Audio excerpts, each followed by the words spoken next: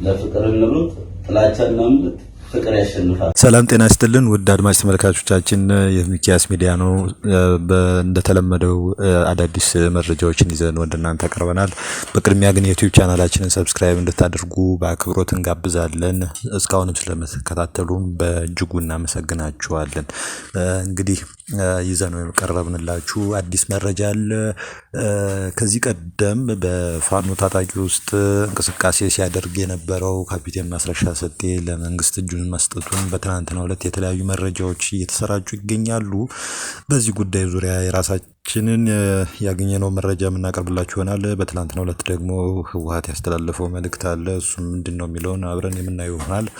አሁንም ሰብስክራይብ እንድታደርጉን በአክብሮት እንጋብዛለን። እንግዲህ ከዚህ ቀደም ባለፈው መንግስት ወይም ደግሞ በኢህአዴግ መንግስት ለበርካታ ዓመታት በእስር ላይ ነበር። ጠቅላይ ሚኒስትር አብይ አህመድ ከመጡ በኋላ ከእስር ተፈቶ የተለያዩ እንቅስቃሴዎችን ሲያደርግ ነበር። የተለያዩ ማህበራትንም አቋቁሞ እንደዚሁ ሲንቀሳቀስ ነበር። በፖለቲካ ውስጥም የራሱ ጉልህ ተሳትፎ ነበረው ካፒቴን ማስረሻ ሰጤ።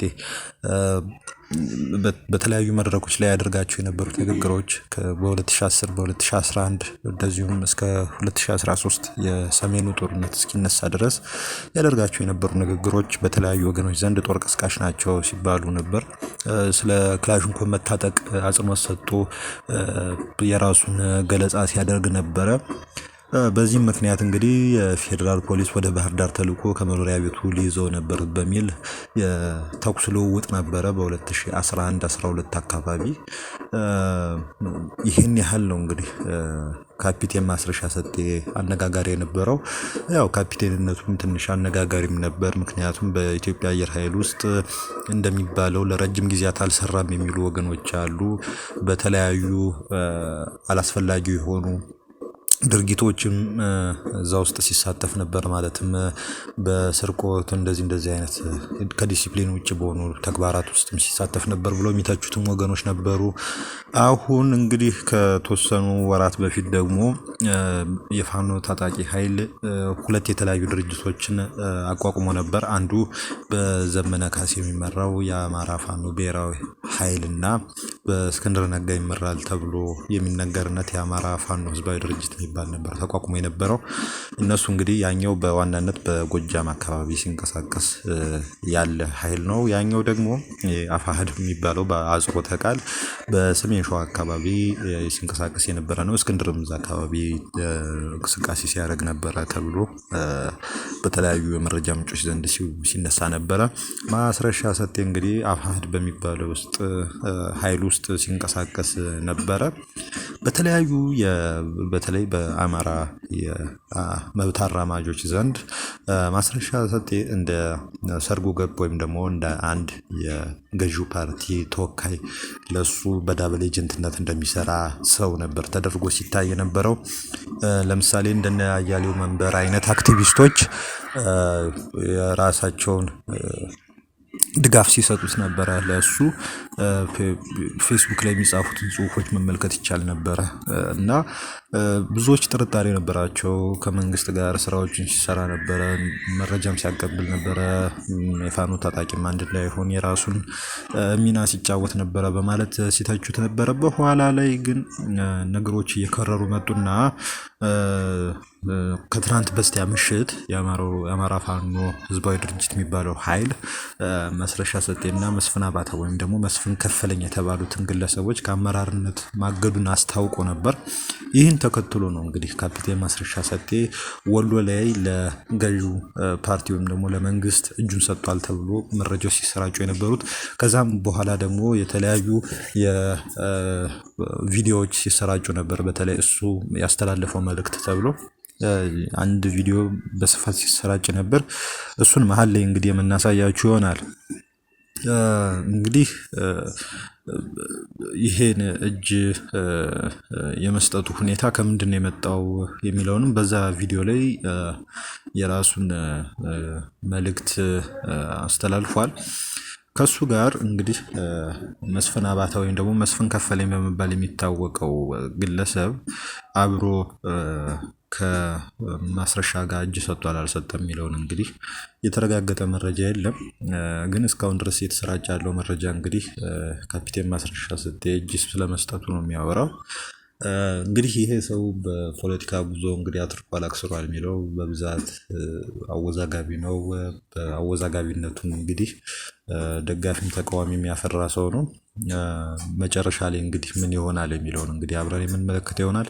ይህን ጉዳይ በተመለከተ እንግዲህ እግዱን ያስተላለፈበት የነበረው አፋሕድ በመባል የሚታወቀው የአማራ ፋኖ ህዝባዊ ድርጅት ይፋዊ የሆነ መግለጫ ወይም ደግሞ ማብራሪያ አላቀረበም። እንግዲህ ይህም ማብራሪያ ሲያቀርብ እንግዲህ ይኸው ተቋም ወይም ድርጅት ይዘን የምንቀርብላችሁ ይሆናል። ከመንግስትም በኩል እንግዲህ የተሰራጨ መረጃ የለም። በይፋ የሚሰራጭም ነገር ካለ እንደዚሁም የምናቀርብላችሁ ይሆናል። ትናንትና ደግሞ ወደ ህወሓት ስናልፍ ደግሞ ሳምንታዊ የሆነ መልእክቱን አስተላልፏል። በዚህ ሳምንታዊ መልእክት እንግዲህ በአቶ ጌታቸው ረዳ የሚመራውን ፓርቲና በእሳቸው ስር ያለውን ቡድን የነቀፈ መግለጫ ነበር ያወጣው። ርዕሱ ራሱ የመልእክቱ ርዕስ ይህን የሚያሳይ ነው።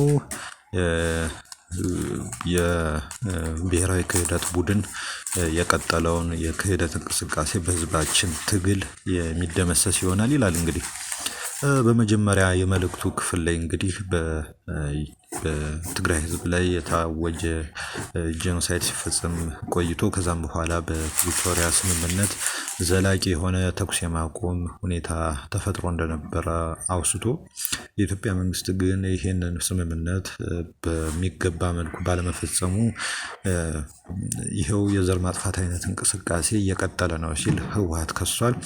የትግራይን ህዝብና ህዝባዊ ወያኔ ሓርነት ትግራይን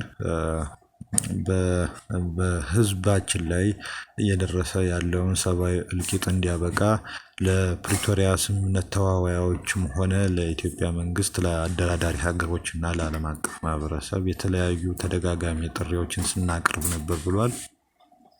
ይሁንና እንግዲህ የኢትዮጵያ መንግስት በአንጻሩ ለዚህ የሰላም ጥሪ ተቃራኒ የሆነ ደግሞም አሉታዊ የሆነ ትኩረት በመስጠት ይህ የተደረሰው ስምምነት በመጣስ የጀመረውን የጥፋት ፕሮጀክት አጠናክሮ በመቀጠል ላይ ይገኛል ሲል ህወሓት ከሷል።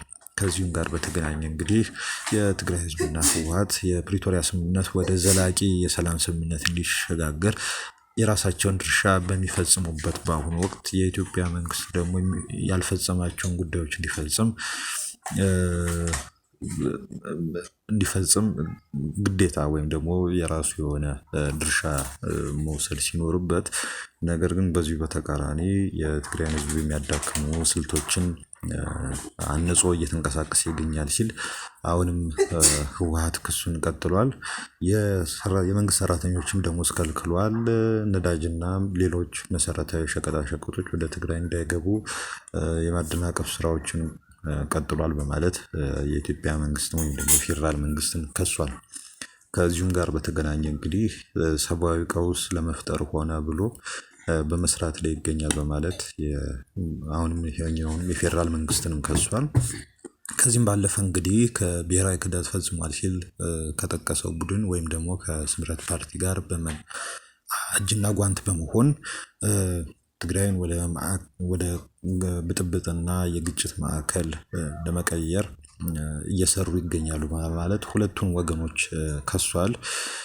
ይህን ትልም ይዞ በመንቀሳቀስ ሁለቱም እነዚሁ የጥፋት ኃይሎች በማለት ህወሓት የጠራቸው ኃይሎች የትግራይን ህዝብ ስትራቴጂካዊ አቅሞችን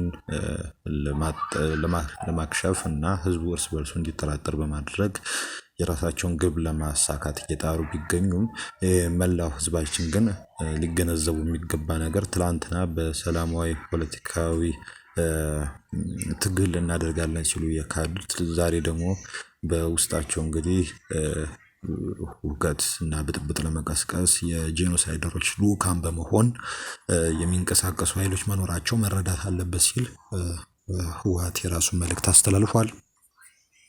በመሆኑ እንግዲህ ይህን እንቅስቃሴ ከዚህ ቀደም ባሉ ተሞክሮዎች በመጠቀም በትክክለኛው አቅጣጫ በመንቀሳቀስ ማስቀረት እንደሚቻልና ይህም ደግሞ ግርግርም ለመፍጠር ለሚጥሩ ኃይሎችም እንግዲህ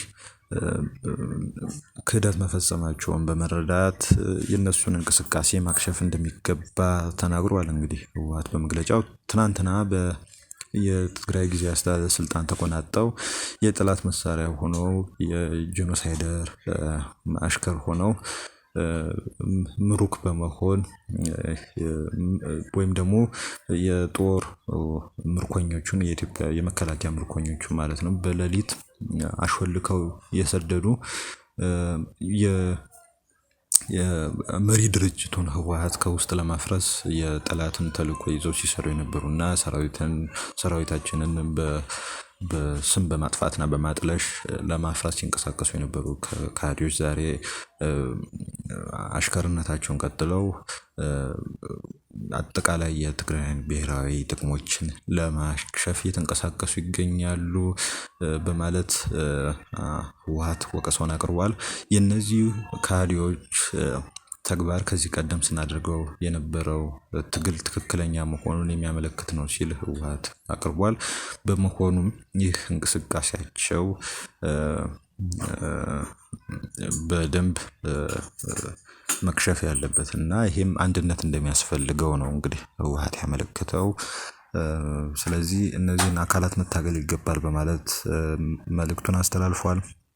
ለዛሬ ይዘንላችሁ የቀረብነው መረጃ እንግዲህ ይህን ይመስላል። ስለተከታተላችሁ እናመሰግናለን። ሰብስክራይብ በማድረግ አብራችሁ እንድትሆኑ በክብር እንጋብዛችኋለን።